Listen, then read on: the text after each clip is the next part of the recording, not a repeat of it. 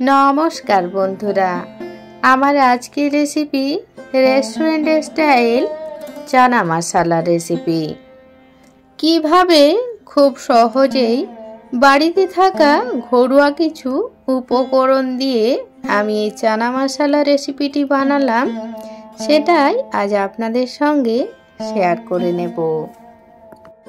তো দেখুন, আজকের এই চানা মশলা রেসিপির জন্য আমি এখানে নিয়ে নিয়েছি আমার পরিমাণ মতো কাবুলি চানা, আর এগুলো 8 ঘন্টা মতো ভিজিয়ে রেখে দিয়েছিলাম। এবার খুব ভালোভাবে ধুয়ে পরিষ্কার করে নেব। এরপর এই ছোলাগুলো সেদ্ধ করার জন্য একটা প্রেসার কুকারে নিয়ে নিলাম। সাথেই দিয়ে দিলাম স্বাদ মতো লবণ আর পরিমাণ মতো জল, যাতে খুব ভালোভাবে সেদ্ধ হয়ে যায়। আর রেস্টুরেন্টের মতো কালার আনার জন্য এখানে আমি ব্যবহার করব চা পাতা। তো এখানে আমি 1 বড় চামচ চা পাতা একটা পরিষ্কার কাপড়ে পুটলি করে নিয়েছি, সেটা এই চানার সাথে এড করে দিলাম। দিয়ে এবার ঢাকনা বন্ধ করে 4টে সিটি দিয়ে এই ছোলা সেদ্ধ করে নেব। আর যতক্ষণে আমার ছোলাগুলো সেদ্ধ হচ্ছে ততক্ষণে মশলাটাও রেডি করে নেব। তার জন্য একটা মিক্সিং জারে নিয়ে নিলাম একটা মিডিয়াম সাইজের পেঁয়াজ, পরিমাণ মতো রসুন, একটা মিডিয়াম সাইজের টমেটো আর ঝালের জন্য 2টো কাঁচা লঙ্কা দিয়ে এগুলো একসাথে পেস্ট করে নেব। আর বন্ধুরা, আমি এখানে আদাটা দিইনি, কারণ আমার আদা আগের থেকেই পেস্ট করা আছে। আপনারা এই সময়ে আদাটাও দিয়ে দেবেন। এরপর গ্রেভিটা বানানোর জন্য একটা কড়াই ভালো মতো গরম করে নিয়েছি, আর তাতে দিয়ে দিচ্ছি পরিমাণ মতো সরষের তেল। তেল গরম হয়ে গেলে ওই তেলেই ফোড়নে দিয়ে দেব গোটা জিরে, তেজপাতা আর একটা শুকনো লঙ্কা দিয়ে ফোড়নটা হতে দেব। ফোড়ন খুব ভালোভাবে হয়ে গেছে।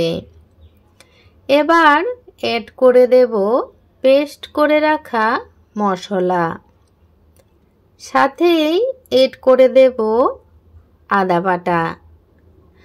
আর মিক্সিং জারটা ধুয়ে সামান্য জলও এড করে দেব।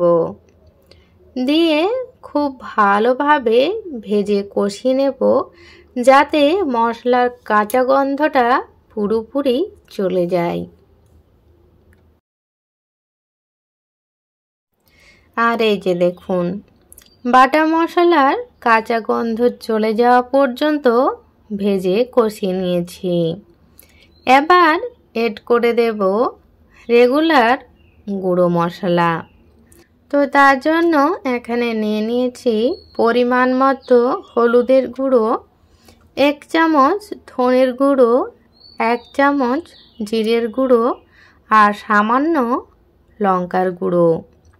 এবার যাতে মশলাটা না পুড়ে যায় তার জন্য সামান্য জল দিয়ে মশলা খুব ভালোভাবে কষিয়ে নেব। আর এই যে এদিকে দেখুন, আমি ছোলাতে 4টে সিটি দিয়ে প্রেসারটা রিলিজ করে নিয়েছি। আর দেখুন ছোলা কত সুন্দর সেদ্ধ হয়ে গেছে। আমি এখানে 4টে সিটি দিয়েছি, তাতে খুব ভালোভাবে সেদ্ধ হয়ে গেছে। আপনারা এর থেকে বেশিও দিতে পারেন। আর এই যে চা পাতাটা দিয়েছিলাম, এটা তুলে নেব, তবে ফেলে কিন্তু দেব না, এটা গাছের সার হিসেবে কাজে লাগাবো। আর এদিকে দেখুন আমার মশলাটাও প্রায় কষানো হয়ে গেছে। তো গ্রেভির জন্য দিয়ে দিলাম স্বাদ মতো লবণ, দিয়ে আবারও অল্প নাড়াচাড়া করে নেব।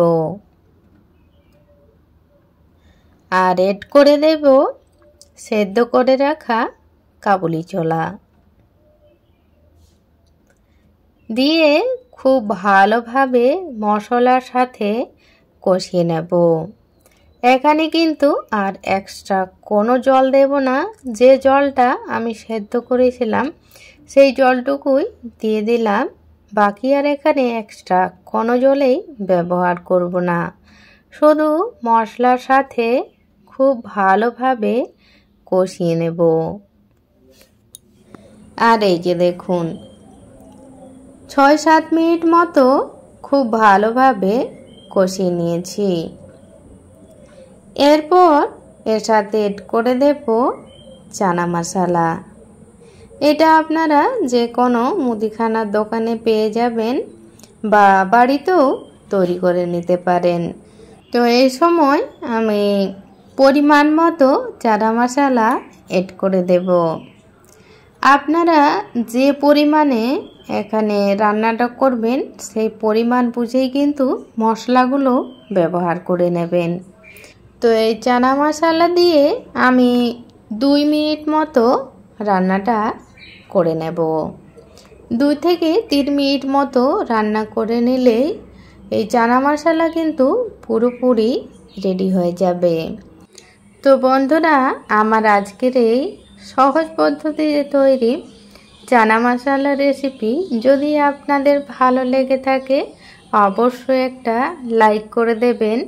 চ্যানেলে নতুন কেউ হয়ে থাকলে অবশ্যই চ্যানেলটি সাবস্ক্রাইব করে আমার পাশেই থাকবেন।